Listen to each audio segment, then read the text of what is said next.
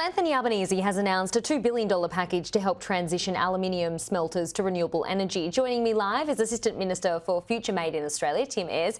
Great to see you as always. Good afternoon to you. Obviously, this has been very well received in the industry, but policy framework and timeline here will be key issues. Can you elaborate on that for us? Well, it's a production credit. So that is a measure that is payment by results effectively. For every tonne of aluminium that is produced, industry will receive a production credit for product that is manufactured here in Australia. This guarantees the future stability of aluminium processing in Australia, which is a critical value add for us. And what's been going on in the industry is that the industry is moving to lower emissions electricity. Electricity is the biggest input into aluminium production, moving to lower emissions production because that is what their customers and clients around the world are demanding. This supports them through that process and guarantees that aluminium manufacturing has got a bright future in Australia.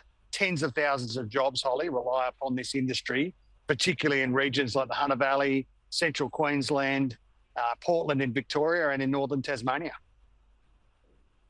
Yeah, and of course you're saying that it will set us up for global competition in the manufacturing market there. At the end of the day, it's taxpayers funding this. I understand it's an investment, a long-term investment, but does that outweigh any benefit people might get from, say, your government's renewable energy plan?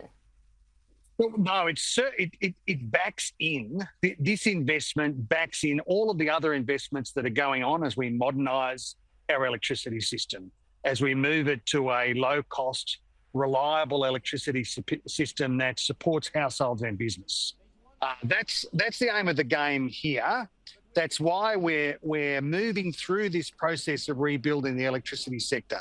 Made a lot of progress, but of course there is hard work to go.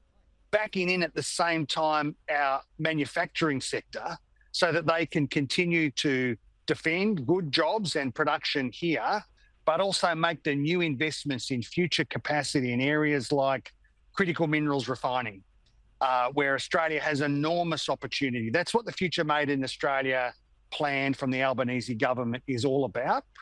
And as, of course, I'm sure you're about to take me to, Australians are going to face some pretty stark choices about the future of manufacturing here in Australia in what is going to be an election year.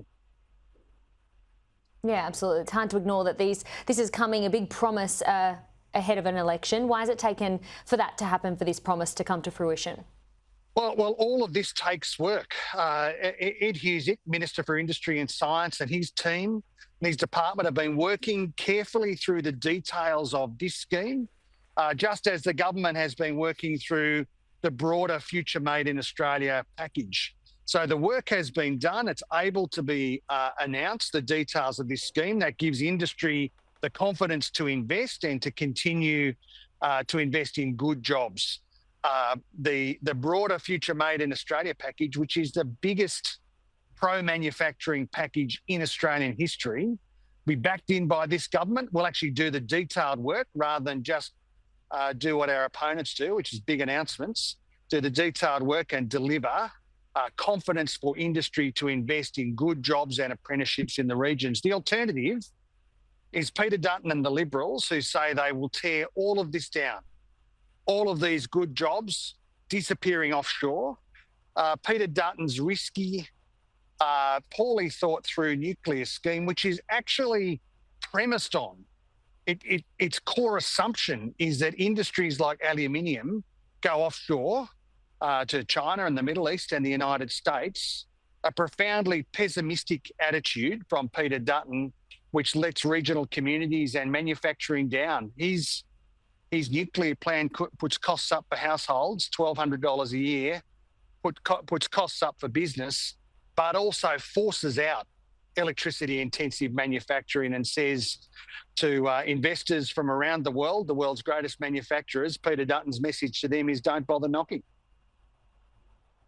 I'm pretty sure Peter Dutton said this morning that aluminium production would still be a focus of his government, though. Are you concerned, though, about Peter Dutton closing? You go. Sorry, Holly. Sorry to interrupt. really hate having bad manners on programs. I didn't mean to interrupt. I just wanted to say, I'll forgive you. It's not what he says, Holly, because he bloviates all of the time about these questions. He says he's for this and for that, but his plan in black and white, his nuclear reactor plan, says electricity-intensive manufacturing is going to go offshore. So the heart of his strategy, his economic strategy, is a smaller economy, less electricity, less manufacturing, and the message for aluminium in particular is, which is our most electricity-intensive manufacturer, it pushes them offshore. The alternative is our plan, building a modern electricity system, working with industry the way that we have all through this term to secure investment in local manufacturing. Are you concerned, though, about Peter Dutton closing the gap on marginal seats like Paterson, which includes the Tomago smelter? I'm concerned about Peter Dutton closing aluminium smelters like Tomago. That's what I'm concerned about. Tomago, I'm concerned about, you know, these guys are repeat offenders on manufacturing. They talk big, but they're the people who closed the car industry. They talk big, but it's the New South Wales Liberals and Nationals who put rail manufacturing here in the Hunter and sent it offshore. Cost thousands and thousands of jobs in this region. Hundreds and hundreds of school leavers didn't get a chance at an apprenticeship because our Liberal and National government deliberately offshored manufacturing. They talk about blue-collar jobs, but all of their policy direction, they've got no answers. And we are a government, the Albanese government, with the Future Made in Australia program, which is, as I said, the biggest pro-manufacturing package in Australian history.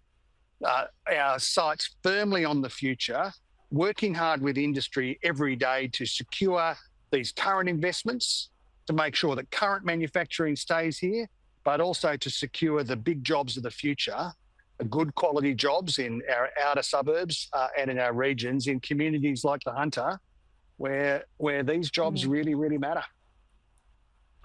OK, Tim Ayres, we'll leave things there for today. Thank you, as always, for your time. Good on you, Holly. Good to see you.